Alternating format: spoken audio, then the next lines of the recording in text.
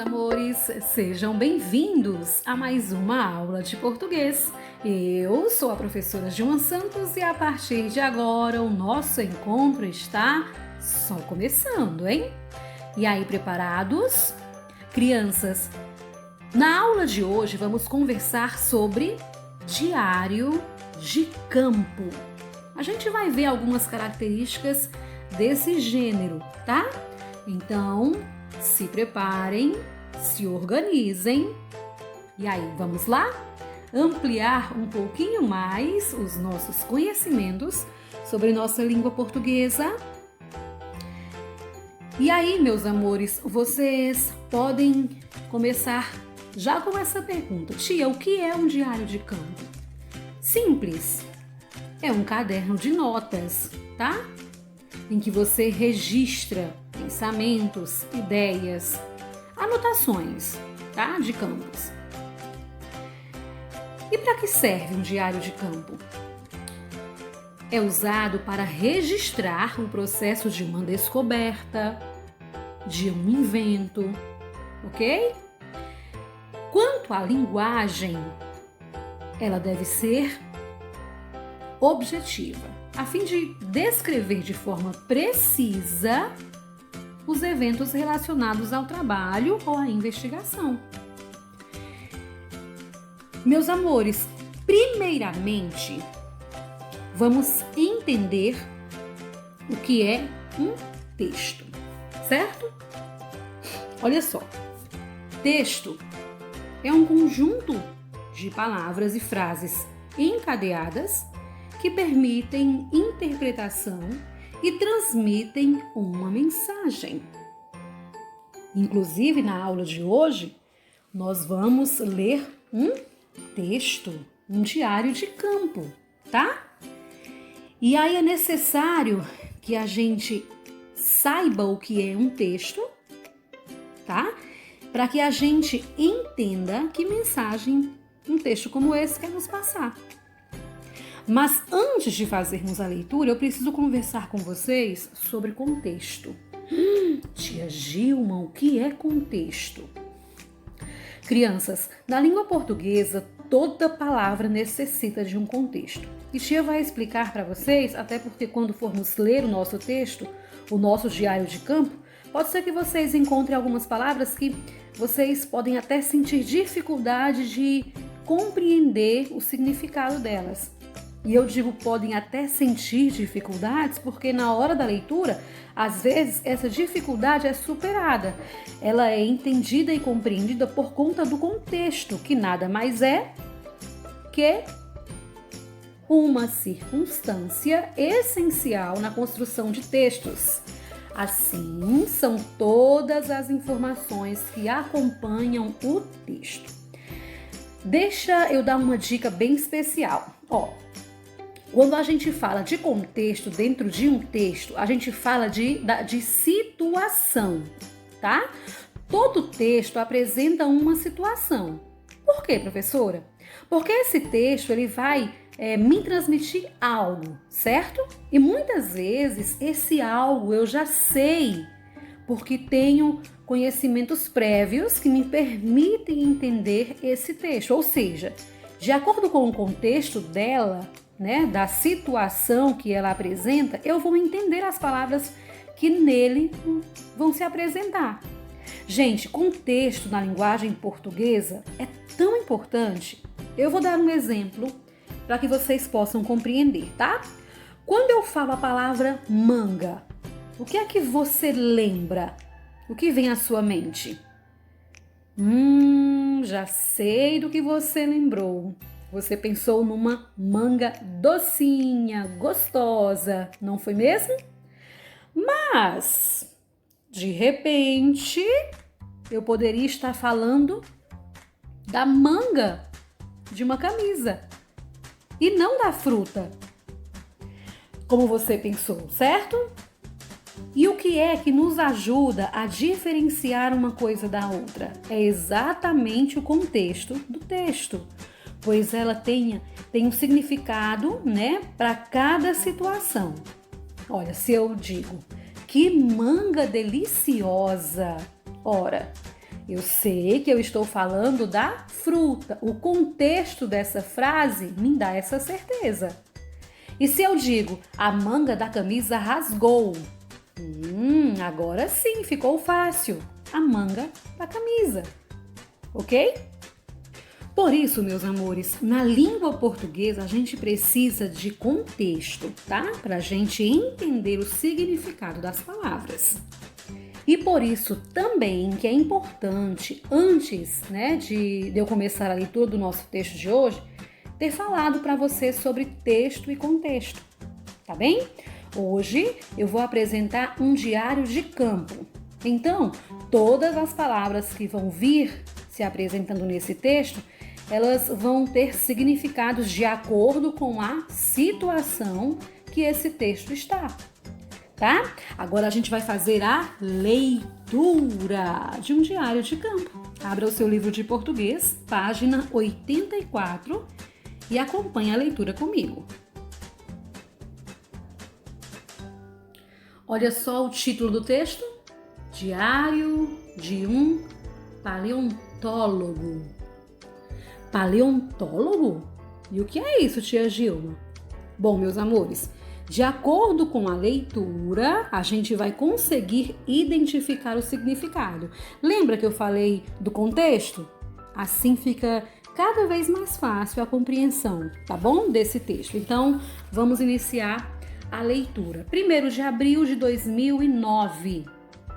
Apesar da data, é tudo verdade. Parei meu carro às margens da estrada que liga Marília a Júlio Mesquita.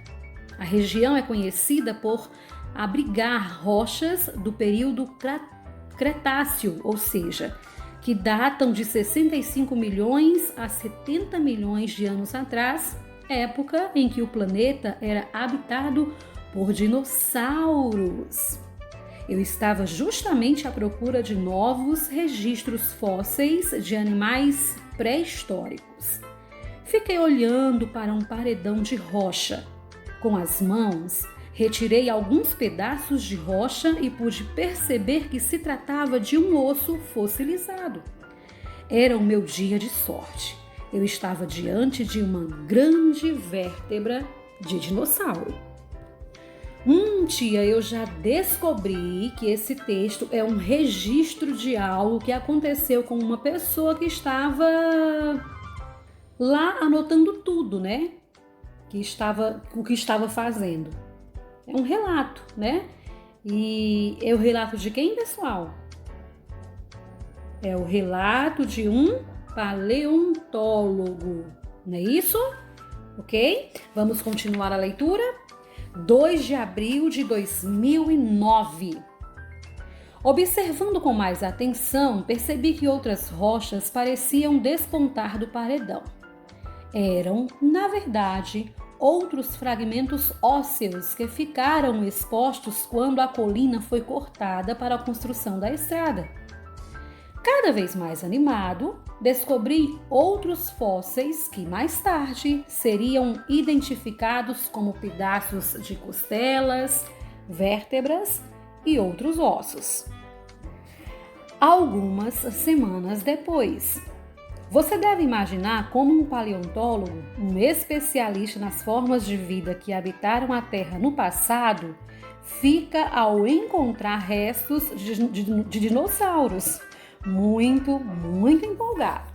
Eu já conseguia ter ideia de quantos fragmentos ósseos despontavam no barraco e subi ao topo da colina, do outro lado da estrada, para fotografar o meu achado. Lá me deparei com um pedaço de crânio de um crocodiliano. Crianças, essa cronologia, tá? Essa sequência de tempo, percebam aqui que começou em 1º de abril, depois foi para 2 de abril, algumas semanas depois, tá? É muito importante num diário, tá? Quando fazemos um registro, é bacana a gente fazer referência àquele dia, tá? Aquela data, tá bem? Então vamos continuar a leitura. Maio de 2009. Comecei a remover o capim e os pedaços de rocha que escondiam a primeira vértebra dorsal das costas do dinossauro recém-descoberto. Logo percebi que, acoplada a ela, estava a segunda vértebra e tomei um susto quando ela se quebrou. Esses materiais são muito frágeis. Coloquei-a com cuidado e deixei-a secar para ficar bem resistente. Bom, meus amores, a gente já percebeu, né, que o contexto desse texto é falando de quê? De fósseis, dinossauros, cientistas, estudiosos dessa área, né? E eu não sei se vocês conseguiram captar a mensagem de que essa descoberta aconteceu aqui no nosso país, tá? No Brasil, ok? Vamos continuar a leitura, página 85 agora. Pode parecer besteira, mas encontrar ossos articulados é uma raridade para os paleontólogos. Em geral, os fósseis ficam espalhados e o cientista precisa quebrar a cabeça para juntá-los de novo e reconstituir o esqueleto do animal. Continuei a escavação e encontrei mais alguns ossos. Pelo formato, vi que era uma espécie de titanossauro, réptil herbívoro de pescoço e cauda longos. Junho de 2009. Estava trabalhando sozinho e vi que já era hora de dividir a descoberta com outros colegas. Foi quando reuni 3 amigos. Um paleontólogo especialista em saurópodes, dinossauros herbívoros, um especialista em crocodilos fósseis e também um fotógrafo para registrar a escavação. De que eu precisava para continuar com a minha pesquisa? Dinheiro! A escavação de um dinossauro inclui gastos com máquinas especiais, viagens de pesquisadores até o local e outros detalhes. Assim, levamos muito tempo até conseguir o financiamento para seguir em frente. Percebam aqui que a equipe começa a aumentar, né? Mais pessoas começam a se envolver nessa descoberta, ok? 2 anos depois. Já era 2011 quando conseguimos reiniciar as escavações e a equipe havia crescido. Ao todo, éramos 2 paleontólogos, 4 biólogos e um fotógrafo. No início, usávamos britadeiras manuais. Em seguida, porém, uma empresa especializada começou a usar uma ferramenta chamada martelo rompedor, que parece um martelo gigante para registrar grandes blocos de pedra. Página 86 agora, até o fim. Estamos no segundo semestre de 2012, em meio a mais uma etapa de escavações. A equipe está ainda maior porque agora contamos também com 3 cinegrafistas que estão registrando tudo para fazer um documentário. Temos vários ossos novos e estamos usando ponteiras, talhadeiras, pincéis, uma britadeira e serras para cortar e engessar os blocos de rocha onde estão incrustados os fósseis para transportá-los com segurança até o Museu de Paleontologia de Marília.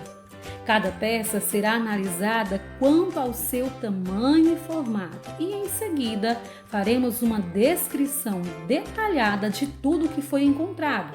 Só então poderemos dizer se o titanossauro de Marília é uma nova espécie de réptil pré-histórico.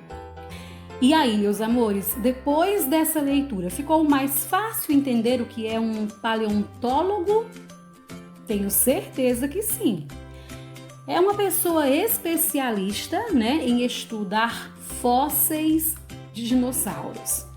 E aí, não sei se você observou, vou voltar aqui as páginas, tá? Ó. Na página 84, nós temos aqui a imagem do paleontólogo William Nava, né? Ele que iniciou as escavações do titanossauro em 2009, tá bem? Então, meus amores, um diário de campo é um texto informativo. Ele está cheio de informações. E para um bom entendimento, é sempre necessário que a gente realize uma leitura significativa, né? Uma leitura compreensiva, como a que fizemos agora. Bom, agora que você já sabe o que é um diário de campo, é hora da atividade. Se você